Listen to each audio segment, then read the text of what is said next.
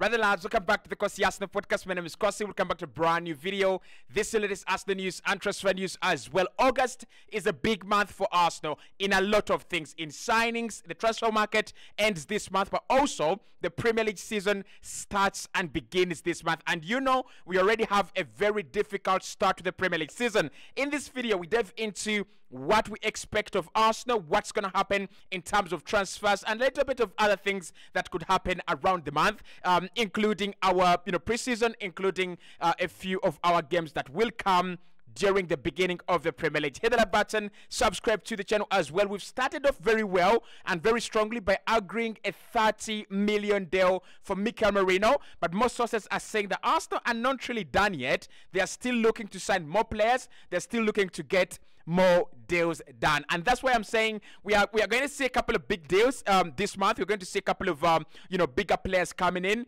June and July, that was a little bit boring. It was about Arsenal maybe preparing. We were not as good as we should have been. But August is the ultimate month. It is the ultimatum. If you don't sign the player you want in August, it's over. The market ends on 30th of August. So what will Arsenal do? What are we looking to do? This is what this video is all about. Now, if you don't know, on the 17th of August, Arsenal will take on Wolverhampton Wanderers. The Premier League will be back. But before that, we have two games that are going to precede the Premier League, and that is Leverkusen on Wednesday next week, and also next week on the week over the weekend we shall take on Lyon. So those are the two games that Arsenal are remaining with preseason, unless the manager says we're going to play another set of games or a behind closed doors game.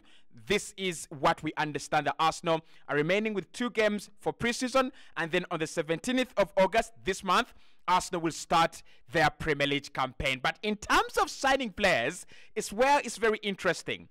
In the first, I would say 60 days, June and July, Arsenal have not been active. We've been linked with a couple of players. We've tried to do a couple of deals. Benjamin Sesko, that one failed. Amadou Onana, that one didn't happen. And then Calafiori, that one happened. But in August, I think Arsenal have already identified who we want to sign, and we have done a lot of groundwork on the deals that we want to get in this summer. So I won't be surprised, and you won't be surprised, if Arsenal get more deals done in August as compared to June and July, in terms of incomings, but also in terms of outgoings as well. So the first easy deal that we expect to happen is the Mikel Merino deal. This one has been really, really easy for Arsenal. Like Mikel Arteta and Edu expected, they said this one was going to be an easy deal. Player wants to join us. We can hijack the Real Sociedad, contract renewal procedure, and we can get him.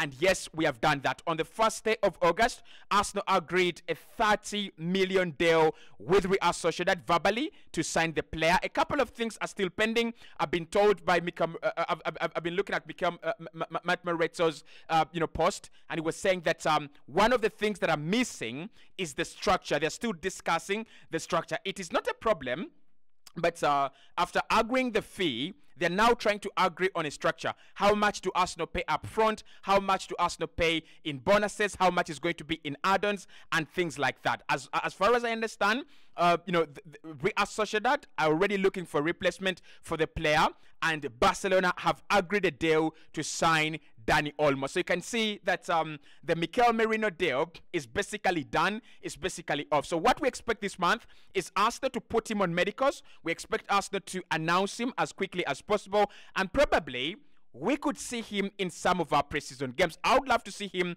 in some of our preseason games. So Mikel Merino, unless something drastic changes, unless something drastic happens, he will be an Arsenal player this month, and he will be an Arsenal player before the Premier League. This one I can confirm. On a scale of 1 to 10, how much do I rate it to happen?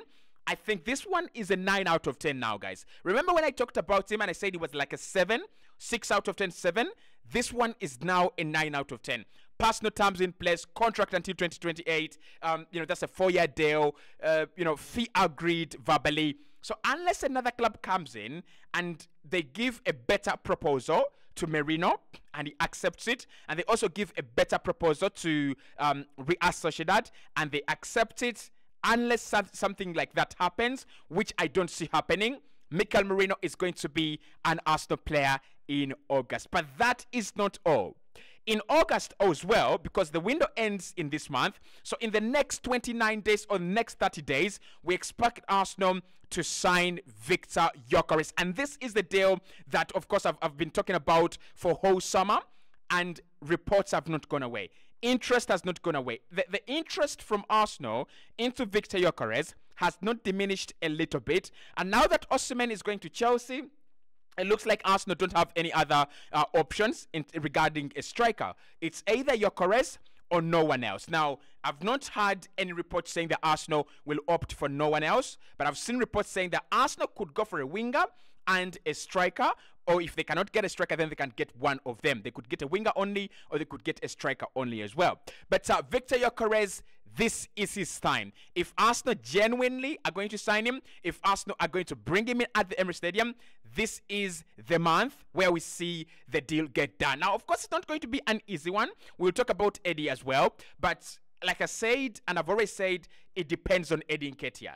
The faster and quicker Eddie Nketiah can go, the quicker Gyökeres comes in. Remember, Arsenal have three strikers that we can say they are our strikers. That is Eddie Nketiah, Gabriel Jesus, and Kai Havertz. There is no way Arsenal are going to add a fourth striker in this month, with already Kai Havertz earning around 300k, Gabriel Jesus earning 269k, and then you have Eddie Nketiah earning 100k. So you've got to move one on in order for you to bring in another, so that you don't overwhelm the budget in terms of wages. So Gyökeres is gonna be very interesting. If we can agree a deal for Eddie, then Gyökeres will be coming in. Arsenal are still looking at around 35 million euros. Is it time for us to reduce the asking price on Eddie Nketiah in order to save time, but also in order to allow us to go and do the Gyökeres deal a little bit quicker and earlier on? Will the price come down on Gyökeres? I believe so. If the price is going to come down, this is the month. In the next 29 days, we will see Sporting Lisbon do what Benfica have done. They said, okay, we wanted 120 million euros for João Neves, but if someone has 70, we will listen. We'll see what we can do. And I think that's how the market works, guys. That's how the market works. Arsenal wanted 50 million for Ramsdale. Right now, no one is even giving us $1, 1 penny for Ramsdale. So if a club comes in on loan to take him on loan, we are going to have to agree to that. So I'll say with Victor Gyökeres, let's keep an eye on this one. But I expect Arsenal to go for a striker after signing Mikel Merino. On the wingers, we have been told that Arsenal feel the winger situation is more likely and more, plausible as compared to the striker situation. There are more options for wingers. There are more players you can sign as wingers as compared to strikers, and I agree. Unless you're going to sign Nicolas Fulkrug, unless you're going to sign John Duran, the strikers are a little bit scarce. I mean, you have Ivan Toney there, who looks set to stay at Brentford. You have Gyökeres, of course. Then you don't have so many strikers actually available. But with wingers, Arsenal have a pool of wingers to actually choose from. We can go and get Desire Doué from Rennes. That would cost us 75 million euros. God damn it. But of course, if we don't want to pay that, we could resort to paying 90 million euros for Rafinha at Barcelona. God forbid. If not that, we could actually resort to paying 55 million euros for Leroy Sané at Bayern. Are you crazy? And then, if Arsenal don't want to do that, we could pay 60 million pounds for Neto, or we could say, let's pay 25 million pounds for Federico Chiesa. So when you look at the winger market, Mikel Merino needs a winger. I've already said this. I watched that Liverpool game, and one of the points was, can Arsenal really get a winger? Can we find a player that can actually occupy those areas? When Saka is not there, give us that cover. Can we find such a player? So, and I think Mikel Merino is very aware of that, because for the past 3 years, Mikel has been trying to sign a winger. Why we have not managed to sign a winger, don't ask me, ask the Mikel Artetas of this world, and ask the Edus of this world. Rafinha, deal didn't happen, but we really wanted him. Neto, deal didn't happen, but we really wanted him. Nico Williams, deal didn't happen, but we really wanted him. And a couple of other players. So it shows you that Arsenal know, and Arsenal feel as well, there is a necessity, there is demand, there is a reason for us to sign a winger. We've just not done it. It's as simple as that. So I would expect this month for Arsenal to go out there and try to finalize a deal for a winger. I think it's going to be Leroy Sané that Arsenal set their eyes on, especially if Bayern can agree a deal for Desire Doué. So for wingers, I think we're going to see two names on top, unless we get a surprise element. It's going to be Sané, it's going to be Chiesa. And why I think it will be Chiesa for me, you remember the Leandro Trossard saga? You know, Arsenal were chasing Mikel Merino, and Trossard was not actually on the list of players Arsenal were trying to sign. Trossard was wanted by Tottenham in January that year, and I think Chelsea as well. Were they fighting for him with Chelsea? Yeah, I think probably with Chelsea. So Arsenal are focused on Mikel Merino. Tottenham and Chelsea are focused on Leandro Trossard, right? January 2022. Arsenal make a bid for Mikel Merino. It's rejected. We make a second bid for Mikel Merino. It is not rejected, but Shakhtar are saying, give us more money. That's where Chelsea come in and say, we've got more money. Are you willing to sell to us? And Shakhtar like, we are willing to sell to you as long as you can agree person terms with the player. Eventually, Mikel Merino, agreed person terms with Chelsea, and he went to Chelsea. So I think Chiesa would be a similar situation. Arsenal like Sané. Arsenal wants Sané. Priority is Sané. But tell me, are you really going to get Sané if Bayern don't want to sell him? You're not. Are you going to get him if he wants to stay at Bayern? You're not. So how about you behave yourself, you calm down, and go and get a market opportunity in Federico Chiesa. We know Arsenal these days. We jump onto market opportunities. Like Raya, 27 million, come on. Who else? Who else was a market opportunity? Odegaard, 30 million, come on. And a couple of other players as well. Mikel Merino, 30 million euros, come on. So market opportunities are like a drug that Arsenal are sniffing these days. And I tell you, it's a market opportunity for us to go and sign Chiesa, and I won't be surprised if Arsenal end up with Federico Chiesa. We've been told we are among the clubs interested, including Tottenham and a couple of others. Let's wait and see if Chiesa could end up at Arsenal. But a winger this month is a big possibility. Actually, I would say there is a 7.5 chance of Arsenal signing a winger, and there is a 6.5 chance of Arsenal signing a striker. Let me explain. With a striker, you don't have so many options. If Sporting don't reduce their asking price, Arsenal could end up signing no striker. With a winger, we have options. Bakayoko, Aspirilla, Chiesa, Sané, Rafinha. We have options. So there will not be an excuse come the 30th day when I'm seated on this glorified chair doing my transfer deadline day live, and I announce that Arsenal have not signed a winger. There will not be any excuse. And of course, we need one. We desperately need one. But what about outgoings, Cossy? Yes, we've talked about incomings. You told us that this window, Arsenal were going to work on a couple of outgoings. We have only seen one or two leave. What's going on? To remind you, Emil Smith-Rowe has been sold for 35 million. Nuno Tavares has been sold for 12 million. And Albert Sambele-Konga has also been sent out on loan with a big chance that his obligation to buy will be triggered by Severe. Not obligation, by option to buy. So this month, Nketiah out of the door. And I think with Nketiah, it's got to be quick.